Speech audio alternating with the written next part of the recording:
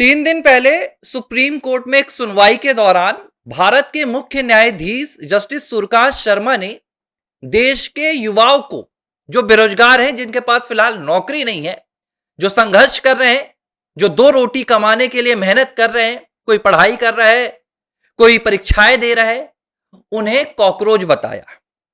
और जस्टिस सूर्यकांत शर्मा ने उन बेरोजगार युवाओं को यह भी कहा कि ये बेरोजगार युवा कॉकरोच की तरह कहीं सोशल मीडिया में घुस जाते हैं, कहीं पत्रकारिता में यानी कि मीडिया में घुस जाते हैं और कुछ आरटीआई एक्टिविस्ट बन जाते हैं। इन्हें कहीं कोई रोजगार नहीं मिलता है, इन्हें कहीं कोई काम नहीं मिलता है और ये इन सिस्टम में घुसने के बाद सिस्टम पर अटैक करते हैं।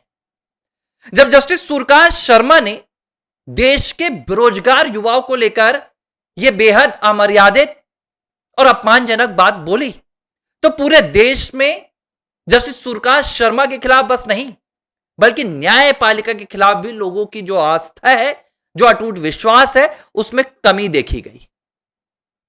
और लोगों ने एक सिरे से कहा, इसका विरोध किया। और लोगों ने, क्या वाकई में क्या देश का बेरोजगार युवा न्यायपालिका के लिए कोई भार है? क्या न्यायपालिका से कोई नौकरी मांगने जाता है? क्या कोई बेरोजगार युवा जस्टिस सूर्यकांत शर्मा के घर जाकर कहता है कि मुझे नौकरी दो, मुझे वकील बनाओ, मुझे जज बनाओ? ऐसा तो नहीं होता। जो भी बेरोजगार है वो आज संघर्ष कर रहा है, लेकिन अहंकार में, अपने जो जुडिशरी में, सुप्रीम कोर्ट ऑफ इंडिया के पदवी में बैठकर, उस मद में आकर जस्टिस सूर्यकांत शर्मा ने यह दूसरी बार एक ऐसी टिप्पणी की जिसका पूरे देश ने एक मत होकर विरोध किया। पहली टिप्पणी साल 2022 में की थी नुपुर शर्मा के मामले में, जिसमें उन्होंने हिंदू शेरनी नुपुर शर्मा को क्या कहा था कि आपकी जुबान ने पूरे देश में आग लगा दी। और जिन लोगों ने नुपुर शर्मा का सर तन से जुदा करने का ऐलान किया था, उन पर जस्टिस सूर्यकांत शर्मा आज भी एक टिप्पणी नहीं कर पाए हैं। खैर, जब यह टिप्पणी सामने आई तो 24 घंटे के भीतर जस्टिस सूर्यकांत शर्मा को पूरे देश में आलोचना का शिकार होना पड़ा। फिर एक कार्यक्रम के दौरान उन्होंने एक बार फिर से झूठ बोला और उन्होंने कहा कि मेरे दिए गए टिप्पणी को, मेरे दिए गए कथन को एक मीडिया के वर्ग ने अलग तरीके से और गलत तरीके से पेश किया। उन्होंने कहा कि मैंने ये बात देश के बेरोजगार युवाओं के लिए नहीं कही थी। देश का युवा तो भारत की शक्ति है और मैं उनका सम्मान करता हूं। मैंने ये बात फर्जी डिग्रीधारी युवाओं के लिए कही थी, जो फर्जी डिग्री बना लेते हैं और फिर कहीं वकालत के पेशे में आते हैं, कहीं सोशल मीडिया या आरटीआई में आ जाते हैं। जब जस्टिस सूर्यकांत शर्मा ने यह कहकर एक बार फिर अपने बयान से पल्ला झाड़ने की कोशिश की, तो कुछ जो हमारे सोशल मीडिया के जाबाज हैं, उन्होंने उस दिन की सुप्रीम कोर्ट ऑफ इंडिया की सुनवाई वीडियो ले आया कि क्या वाकई में ऐसा कुछ हुआ था, क्या मीडिया ने वाकई में जस्टिस सूर्यकांत शर्मा को बदनाम करने के लिए ऐसा पूरा बयान दिखाया। लेकिन हमने उस वीडियो क्लिप को भी सुना। उस वीडियो क्लिप में जस्टिस सूर्यकांत शर्मा गुस्से में आग बबूला नजर आ रहे।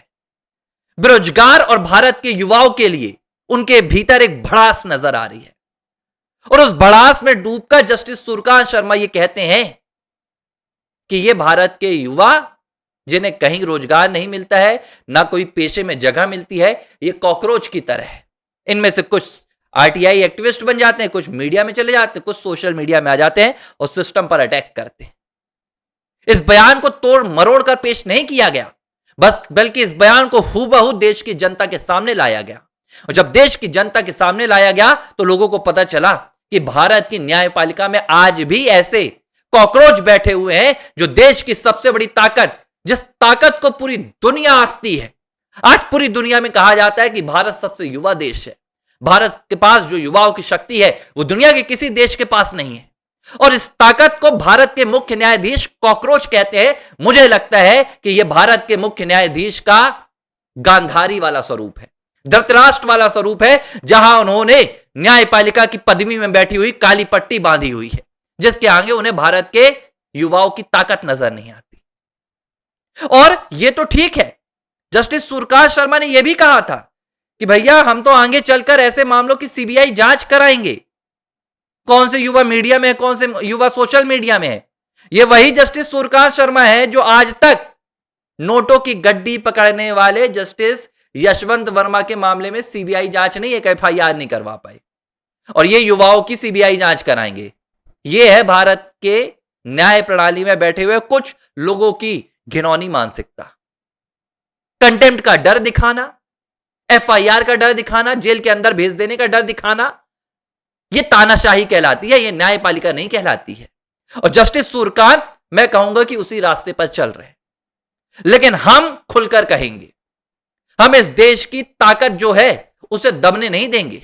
जस्टिस सूर्यकांत शर्मा को अपने इस बयान के लिए सीधे सार्वजनिक तौर पर माफी मांगनी होगी।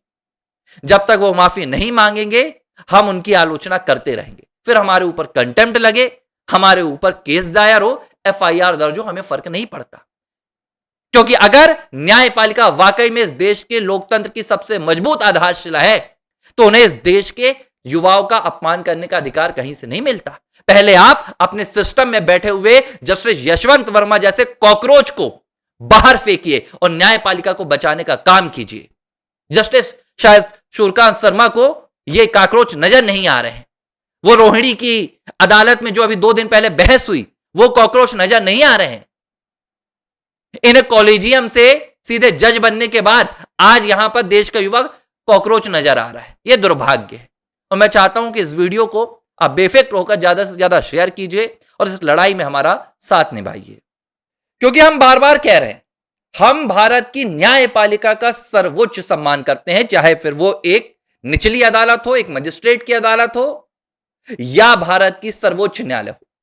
लेकिन सम्मान का मतलब यह नहीं होता है कि सर्वोच्च न्यायालय में बैठे हुए कुछ लोग न्यायालय के नाम का इस्तेमाल करके, न्याय प्रणाली का पूरा अधिकार का इस्तेमाल करके, इस तरह की बयानबाजी करके देश की एकता को और देश की ताकत को कमजोर करने का काम करें।